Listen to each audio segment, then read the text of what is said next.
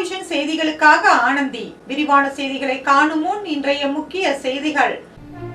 நள்ளிரவில் காரில் வந்த வெளிநாட்டுக்காரரிடம் 11 லட்சம் ரூபாய் பறிமுதல். தேர்தல் பறக்கும் படை அதிரடி. கூட்டணி பேச்சுவார்த்தை முடியாத நிலையில் திமுக வேட்பாளர்கள் மனு தாக்கல். புதுவை அரசியலில் பரபரப்பு. காமராஜர் நகர் தொகுதியில் லட்சிய ஜனநாயக கட்சியின் தலைவர் போட்டி. ஆதிதிராவிட நலத்துறை அலுவலகத்தில் வேட்புமனு தாக்கல் செய்தார். ஒரு வாரத்தில் 2 லட்சம் ரூபாய் மதிப்பிலான மதுபானங்கள் பறிமுதல். கலால்துறை அதிகாரிகள் தகவல். இனி விரிவான செய்திகள். நள்ளிரவில் காரில் வந்த வெளிநாட்டுக்காரரிடம் இருந்து 11 லட்சம் ரூபாயை தேர்தல் பறக்கும் படையினர் அதிரடியாக பறிமுதல் செய்தனர். புதுச்சேரியில் சட்டமன்ற தேர்தல் வருகின்ற 9ஆம் தேதி நடக்கிறது. தேர்தல் தேதி அறிவித்த உடனேயே புதுச்சேரி மாநிலத்தில் தேர்தல் நன்னடத்தை விதிகள் நடைமுறைக்கு கொண்டு வரப்பட்டது. இதனையொட்டி புதுச்சேரி மாநில எல்லையான கனகச்செட்டிக்குளம் பகுதியில் காலாப்பட்டு போலீசார் மற்றும் தேர்தல் பறக்கும் படை அதிகாரிகள் துப்பாக்கி ஏந்திய மத்திய பாதுகாப்பு படை வீரர்கள் 24 மணி நேரமும் கண்காணிப்பில் ஈடுபட்டு வருகின்றனர். சென்னையில் இருந்து புதுச்சேரி நோக்கி வரும் அனைத்து வாகனங்களையும் தடுத்து நிறுத்தி தீவிர சோதனைக்கு பின்னரே புதுச்சேரிக்குள் அனுமதிக்கின்றனர். இந்நிலையில் நள்ளிரவு சென்னையில் இருந்து புதுச்சேரி வந்த காரை போலீசார் தடுத்து நிறுத்தி சோதனை நடத்தினர். அப்போது அந்த காரில் 500 ரூபாய் நோட்டுகள் அடங்கிய 5 லட்சமும் இலங்கை மற்றும் இங்கிலாந்து நாட்டின் பணம் 6.5 லட்சமும் இருந்தது. அந்த பணத்தை இங்கிலாந்தை சேர்ந்த ஒருவர் புதுச்சேரி ரெட்டியார்பாளையம் பகுதியை சேர்ந்த தொழிலதிபர் ஒருவருடன் உரிய ஆவணங்கள் இன்றி எடுத்து வந்தது விசாரணையில் தெரிய வந்தது. தேர்தல் பறக்கும் படை அதிகாரிகள் மொத்தம் 11.5 லட்சம் ரொக்க பணத்தை பறிமுதல் செய்து கருவூலத்தில் ஒப்படைத்தனர். இந்த சம்பவம் காலாப்பட்டு பகுதியில் பெரும் பரபரப்பை ஏற்படுத்தியது. கூட்டணி பேச்சுவார்த்தை முடியாத நிலையில் திமுக வேட்பாளர்கள் மனு தாக்கல் செய்துள்ள சம்பவம் புதுவை அரசியலில் பரபரப்பை ஏற்படுத்தியுள்ளது. புதுவை சட்டமன்ற தேர்தலில் போட்டியிட இன்றுடன் சேர்த்து மொத்தம் 6 நாட்களே உள்ளன. இதில் 21ஆம் தேதி ரம்ஜான் அரசு விடுமுறை, 22ஆம் தேதி ஞாயிறு வார விடுமுறை. அதனால் மனு தாக்கலுக்கு அலுவலக நாட்களாக மொத்தம் 4 நாட்கள் மட்டுமே உள்ளது.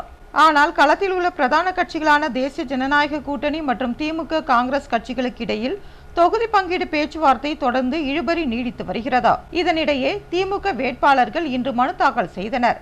காலை 11 மணியளவில் முதலாக திமுக சட்டமன்ற உறுப்பினர் சம்பத் முதலியார்பேட்டை தொகுதியில் மீண்டும் போட்டியிட சாரம் பழைய மாவட்ட ஆட்சியர் அலுவலகத்தில் அமைக்கப்பட்ட தேர்தல் அலுவலகத்தில் வேட்பு மனுவை தாக்கல் செய்தார். அவரை தொடர்ந்து தட்டாஞ்சாவடி தொகுதி திமுக இளைஞரணி துணை அமைப்பாளர் டாக்டர் நிதிஷ், கதிர்காமம் தொகுதிக்கு திமுக தொகுதி செயலாளர் வடிவேல், திருபுவனை தொகுதிக்கு திமுக பொதுக்குழு உறுப்பினர் பழனி ஆகியோர் வேட்புமனு தாக்கல் செய்தனர். இதேபோல திமுக வேட்பாளர்கள் 30 தொகுதிக்கும் வேட்புமனு தாக்கல் செய்ய தயாராகி வருகின்றனர். கூட்டணி பேச்சுவார்த்தை முடிவுக்கு வராத நிலையில் திமுகவினர் திடீரென்று வேட்புமனுக்களை தாக்கல் செய்திருப்பது காங்கிரசார் இடையே பெரும் அதிர்ச்சியை ஏற்படுத்தியுள்ளது. காமராஜர் நகர் தொகுதியில் எல்ஜேகே கட்சியின் தலைவர் போட்டியிட ஆதிதிராவிட நலத்துறை அலுவலகத்தில் இன்று வேட்புமனு தாக்கல் செய்தார். இந்திய தேர்தல் ஆணையம் புதுவைக்கு அடுத்த மாதம் ஏப்ரல் 9ஆம் தேதி தேர்தல் நடத்தப்படும் என்று கடந்த 15ஆம் தேதி அறிவித்ததா.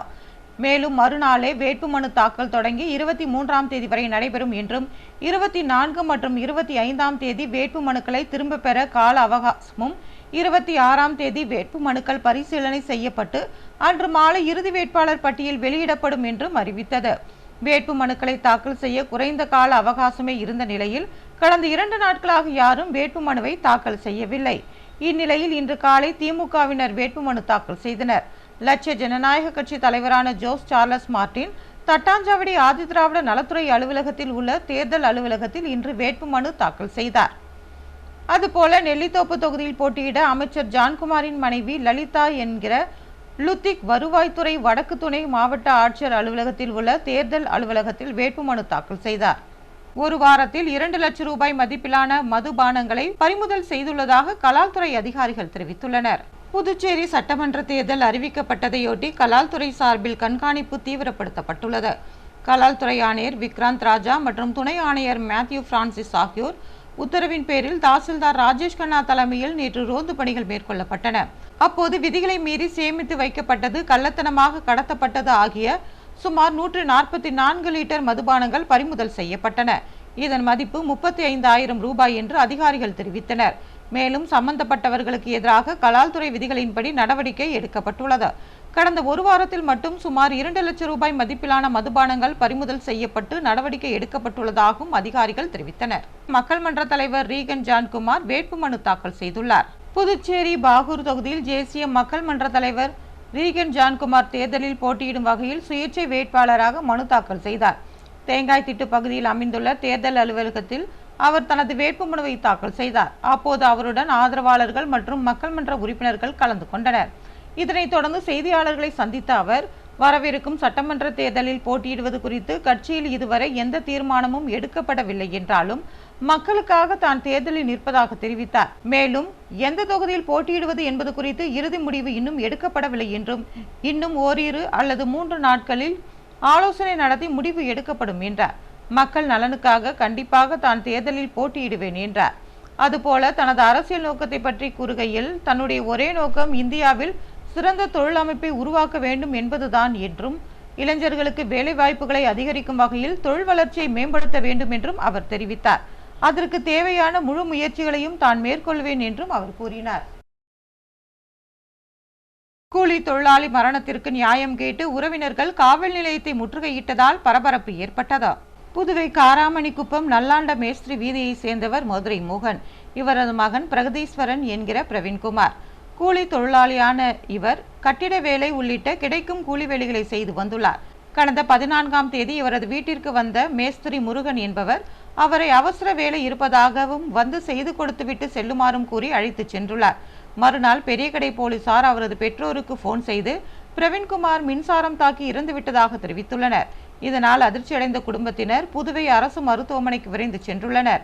அப்போது அவரது தலை மற்றும் உடலில் பல்வேறு இடங்களில் காயம் இருந்துள்ளது. இதனால் அதிர்ச்சியடைந்த குடும்பத்தினர் தனது மகனின் மரணத்தில் சந்தேகம் இருப்பதாக தெரிவித்துள்ளனர். மேலும் பிரேத பரிசோதனை முடிந்தும் இதுவரை உடலை வாங்காமல் போராட்டம் நடத்தி வருகின்றனர்.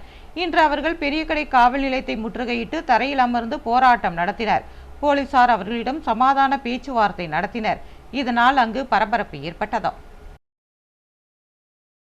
தேர்வு பயத்தில் 12ஆம் வகுப்பு மாணவர் தூக்கு போட்டு தற்கொலை செய்து கொண்ட சம்பவம் சோகத்தை ஏற்படுத்தியுள்ளது. பானூர் தாலுகா நாராயணபுர கிராமத்தை சேர்ந்தவர் புகழேந்தி. இவர் புதுச்சேரி காட்டேரிக்குப்பத்தில் உள்ள தனியார் பள்ளியில் 12ஆம் வகுப்பு படித்து வந்தார். சம்பவத்தன்று அறையில் தேர்வுக்காக படித்துக் கொண்டிருந்தார். அப்போது அறையின் கதவு தாழிடப்பட்டு இருந்ததை கண்டு அவருடைய பெற்றோர்கள் கதவை தட்டியுள்ளனர். ஆனால் மாணவன் கதவை திறக்கவில்லை. இதனையடுத்து ஜன்னல் வழியாக பார்த்தபோது புகழேந்தி மின்விசிறியில் தூக்கு போட்டு தொங்கிக் கொண்டிருந்தார். இதனை பார்த்த பெற்றோர் கதவை உடைத்து உள்ளே சென்று அவரை மீட்டு வானூர் அரசு மருத்துவமனைக்கு அழைத்துச் சென்றுள்ளனர். அங்கு அவரை பரிசோதித்த மருத்துவர்கள் அவர் இறந்து விட்டதாக தெரிவித்துள்ளனர்.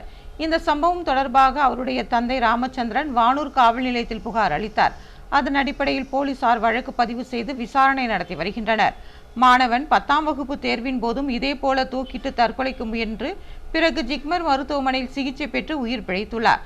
தற்போது மீண்டும் தூக்கிட்டு தற்கொலை செய்து கொண்டுள்ளார். இந்த சம்பவம் அப்பகுதியில் சோகத்தை ஏற்படுத்தியுள்ளது. நூதன முறையில் 4 பேரிடம் 2.5 லட்சம் ரூபாய் மோசடி செய்த மர்ம நபர்களை சைபர் கிரைம் போலீசார் தேடி வருகின்றனர். புதுச்சேரி பெண் ஒருவர் அவரது இன்ஸ்டாகிராம் பக்கத்தில் வேலைவாய்ப்பு குறித்த விளம்பரம் ஒன்றை பார்த்துள்ளார். அந்த விளம்பரத்தை கிளிக் செய்ததுடன் டெலிகிராமில் மர்ம நபருடன் பேசியுள்ளார். அப்போது அந்த மர்ம நபர் தாங்கள் கொடுக்கும் பணிகளை முடித்தால் பணம் சம்பாதிக்கலாம் என்று கூறியுள்ளார். அதனை நம்பி அந்த பெண் மர்ம நபருக்கு 1.96 லட்சம் ரூபாயை அனுப்பி அவருக்கு கொடுக்கப்பட்ட பணிகளை முடித்துள்ளார். அதில் சம்பாதித்த பணத்தை அந்த பெண்ணால் எடுக்க முடியவில்லை. அதன் பிறகே அவர் மோசடி கும்பலிடம் ஏமாந்ததை உணர்ந்தார். மேலும் புதுவையை சேர்ந்த பெண் ஒருவரிடம் 15,000 ரூபாயும், மற்றொரு பெண்ணிடம் 7,000 ரூபாயும், வேறொரு பெண்ணிடம் 4,000 ரூபாயையும் மோசடி கும்பல் ஏமாற்றியுள்ளனர். இவர்கள் மொத்தமாக 2.22 லட்சத்தை மோசடி கும்பலிடம் இழந்துள்ளனர். இது குறித்து பாதிக்கப்பட்டவர்கள் தனித்தனியாக சைபர் கிரைம் காவல் நிலையத்தில் புகார் அளித்தனர். போலீசார் வழக்கு பதிவு செய்து விசாரணை நடத்தி வருகின்றனர். பீர் பாட்டிலை உடைத்து தாக்கியவருக்கு 2 ஆண்டு சிறை தண்டனையை நீதிமன்றம் வழங்கியுள்ளது. புதுவை திருபுவனை காவல் நிலையத்தில் பதிவு செய்த வழக்கு ஒன்றில் குற்றம் சாட்டப்பட்ட நரசிம்மன் என்கிற நரசிங்க ராஜா மீது தீர்ப்பு வழங்கப்பட்டது. சம்பவத்தன்று முன்பகை காரணமாக ஏற்பட்ட தகராறில் குற்றவாளி பீர் பாட்டிலை உடைத்து பாதிக்கப்பட்டவரை குத்தி கிழித்து காயப்படுத்தியுள்ளார். இது பெரும் பரபரப்பை ஏற்படுத்தியது. இந்த வழக்கில் அரசு தரப்பில் உதவி வழக்கறிஞராக இளங்கோவன் ஆஜராகினார். குற்றம் நிரூபிக்கப்பட்டதாக நீதிமன்றம் கண்டறிந்து குற்றவாளிக்கு 2 ஆண்டு சிறை தண்டனை மற்றும் 15,000 ரூபாய் அபராதம் விதித்து நீதிமன்றம் உத்தரவிட்டுள்ளது. புதுவையில் இன்றைய தங்கம் மற்றும் வெள்ளி விலை விவரம். தங்கம் 1 கிராம் 14,460 ரூபாய். ஒரு சவரன் தங்கம் 1,15,680 ரூபாய். வெள்ளி 10 கிராம் 2,720 ரூபாய். மீண்டும் இன்றைய முக்கிய செய்திகள். நள்ளிரவில் காரில் வந்த வெளிநாட்டுக்காரரிடம் 11 லட்சம் ரூபாய் பறிமுதல். தேர்தல் பறக்கும் படை அதிரடி. கூட்டணி பேச்சுவார்த்தை முடியாத நிலையில் திமுக வேட்பாளர்கள் மனு தாக்கல். புதுவை அரசியலில் பரபரப்பு. காமராஜர் நகர் தொகுதியில் லட்சிய ஜனநாயக கட்சியின் தலைவர் போட்டி. ஆதி திராவிட நலத்துறை அலுவலகத்தில் வேட்புமனு தாக்கல் செய்தார். ஒரு வாரத்தில் 2 லட்சம் ரூபாய் மதிப்பிலான மதுபானங்கள் பறிமுதல். கலால் துறை அதிகாரிகள் தகவல். இத்துடன் செய்திகள் நிறைவு பெறுகிறது. வணக்கம்.